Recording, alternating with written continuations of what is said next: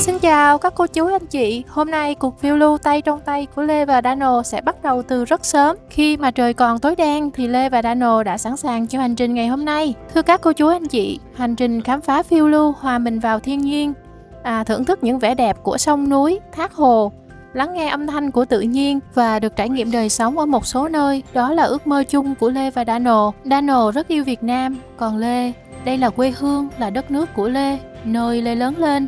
Vì vậy Lê làm một số video để vẽ nên, để giới thiệu về đất nước, về con người. Kính chúc quý cô chú, quý anh chị có một ngày mới tràn ngập niềm vui. Và hành trình ngày hôm nay Lê xin giới thiệu với mọi người về một nét văn hóa sông nước rất là đặc sắc, đó chính là văn hóa chợ nổi. Cụ thể đó chính là chợ nổi Cái Răng ở Cần Thơ, một trong những chợ nổi lớn nhất tại miền Tây Nam Bộ. Bây giờ chuyến hành trình khám phá chợ nổi của chúng ta sẽ chính thức bắt đầu.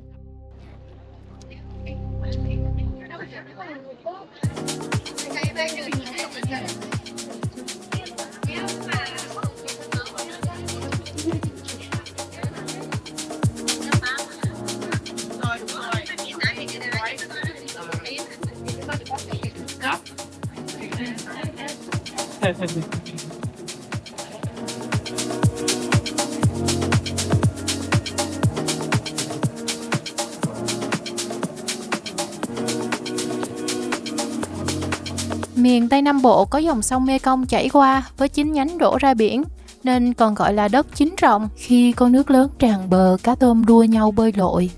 Khi con nước về, bãi bồi phù sa cho cây trái. Thuyền ghe nối đuôi nhau xuôi ngược trên sông. Vẻ đẹp của những con sông, con kênh rạch hòa vào nhau như những tấm lụa đào uyển chuyển mềm mại. Đó là những nét vẽ tuyệt tác của tạo hóa. Chợ nổi Cái Răng nằm trên dòng sông Cần Thơ, giao lộ với sông Cái Răng và rạch Mương Khai. Về địa hình của chợ nổi thì không phải khúc sông nào cũng có thể làm chợ nổi. Nhưng những khúc sông mà có sóng lớn hoặc sóng chìm thì rất là nguy hiểm. Những khúc sông mà hẹp quá hoặc là quá rộng cũng không phù hợp để làm chợ nổi. Thường chợ nổi sẽ là những nơi tụ tập của nhiều nhánh sông đổ vào nhau và nơi có lượng sóng sông khá là êm đềm.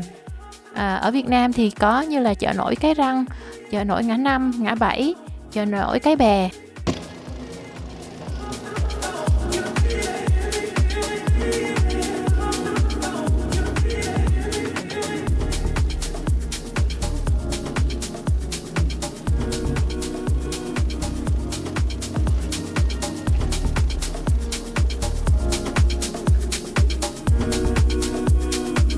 Chợ nổi Cái Răng thì tên gọi Cái Răng từ đâu mà có? Theo người dân địa phương thì tên gọi Cái Răng bắt nguồn từ cái tiếng là cà ràng, tiếng Khmer gọi là Karen, có nghĩa là ông táo. Thì ở nơi đây ngày xa xưa là có bán rất nhiều cái cà ràng, một cái loại bếp lò nhỏ được sản xuất từ đất sét ở vùng An Giang và tập trung lên trên cái vùng chợ nổi Cái Răng bây giờ nè, để bán và phân phối cho các thương lái đi khắp mọi nơi. Và từ cái việc mà bán sỉ và phân phối cho nên cái vùng đất này nổi tiếng là một cái nơi cung cấp cái cà ràng. Theo thời gian thì phát âm thành là Cái Răng. Vào những năm của thế kỷ thứ 20 thì đường bộ chưa có lưu thông thuận tiện như bây giờ. Trong khi nhu cầu buôn bán và trao đổi hàng hóa thì ngày một tăng cao, mà bà con thì không có tiện đi họp chợ trên cạn. Từ đó mà tụ họp lại để trao đổi mua bán hàng hóa trên sông. Cây trái rộn ràng từ vườn nhà em, gọi ta dậy từ nửa đêm về sáng. Cắm cái xào tre bẹo hình bẹo dạng, xôn xao xuồng ghe, họp chợ chồng chành.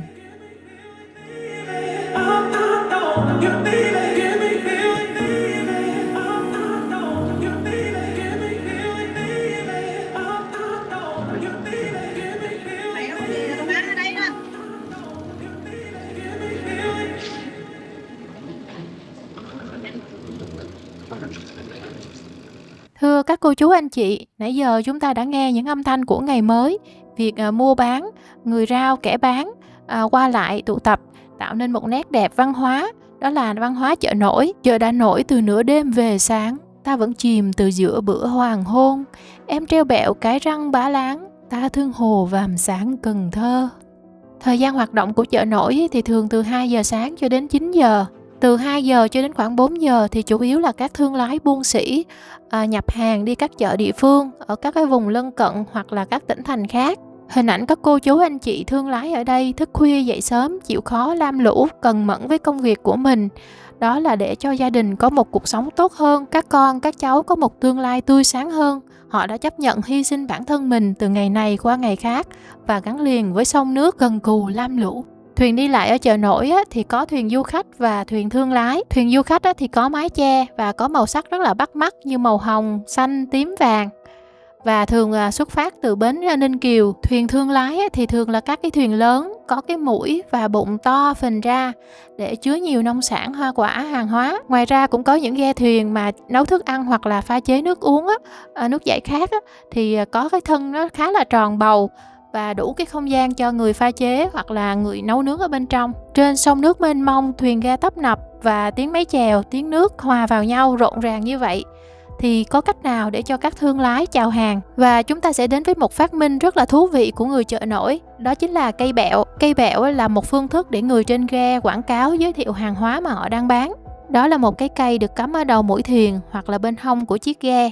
Trên cây bẹo thì treo lủng lẳng, nào là bầu bí, hoa quả, khóm, rau củ, có đôi khi là hành tỏi, và kết hợp với tiếng rao lảnh lót của người bán hàng. Hình thức đầu tiên của cây bẹo đó chính là treo gì bán đó. Nếu họ bán chôm chôm, cam, thơm thì họ sẽ treo chôm chôm, cam, thơm ở đó. Hình thức thứ hai đó chính là treo mà không bán. Thì có nhiều gia đình người ta sống trên sông và đó coi như là một ngôi nhà, một khách thương hồ rày đây mai đó. Vì vậy họ sẽ treo quần áo, treo mũ nón, nhưng mà họ sẽ không có nghĩa là bán quần áo, mũ nón. Đây chỉ đơn giản là vật dụng trong đời sống sinh hoạt của họ mà thôi. Hình thức thứ ba của cây bẹo đó chính là bán nhưng không treo. Thì đây thường là ẩm thực, các cái thức ăn, các cái đồ uống. Hình thức thứ tư của cây bẹo đó chính là treo cái này nhưng bán cái khác. Đâu đó chúng ta sẽ gặp những cây bẹo treo lá dừa nước, nhưng điều này không có nghĩa là họ bán lá dừa nước, mà nghĩa là họ bán nhà. Và nhà ở trên chợ nổi đó chính là cái thuyền. Đây là một điều đáng tiếc không ai muốn, nhưng đâu đó cũng có những trường hợp như vậy. Xoài chính là trái cây yêu thích nhất của Dano, và mỗi lần sang Việt Nam thì khoảng 20 ngày ở lại đây, Dano sẽ uống khoảng 30 hoặc hơn 30 ly sinh tố xoài. Trừ những ngày mà đi những cái vùng nào đó mà không gọi được sinh tố xoài thì thôi. Còn nếu không thì bình thường là một ngày 2 ly.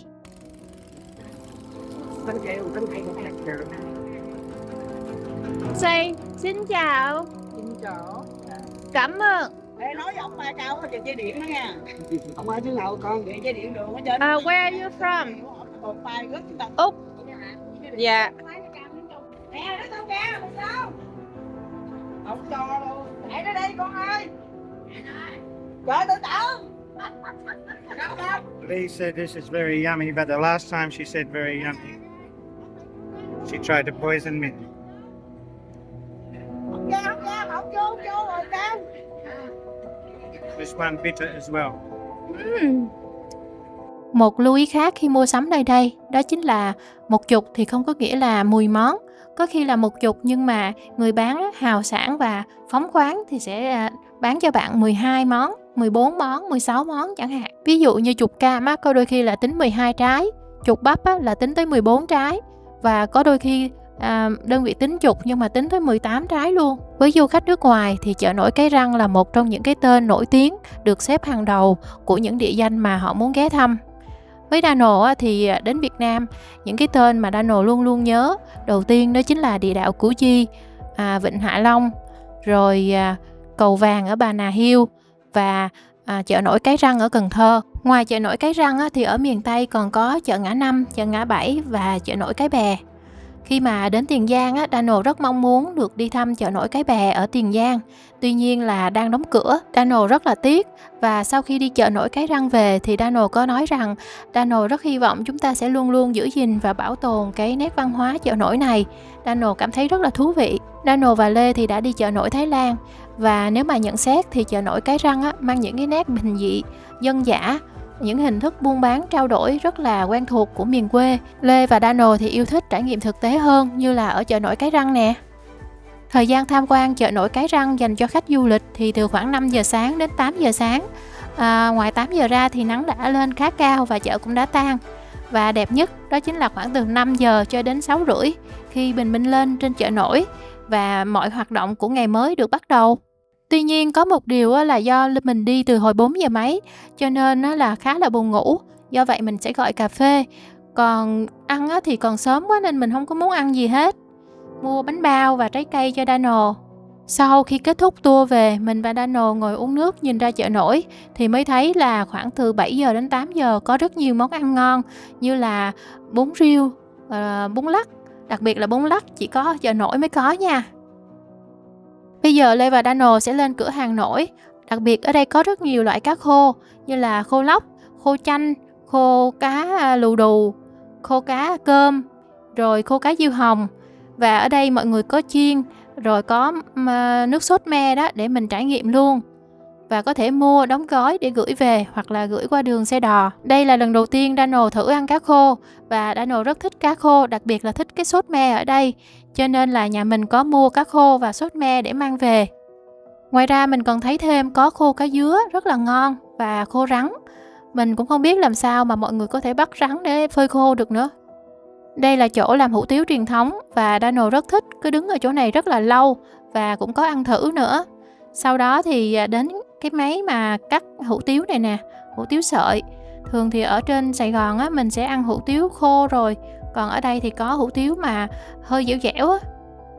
Mình nghĩ nếu mà nấu hủ tiếu tươi như thế này thì ngon hơn nhiều. Đây là hình ảnh của chị cuốn hủ tiếu.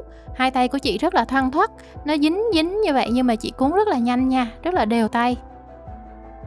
Lê và Dano đã có những trải nghiệm rất là thú vị ở chợ nổi.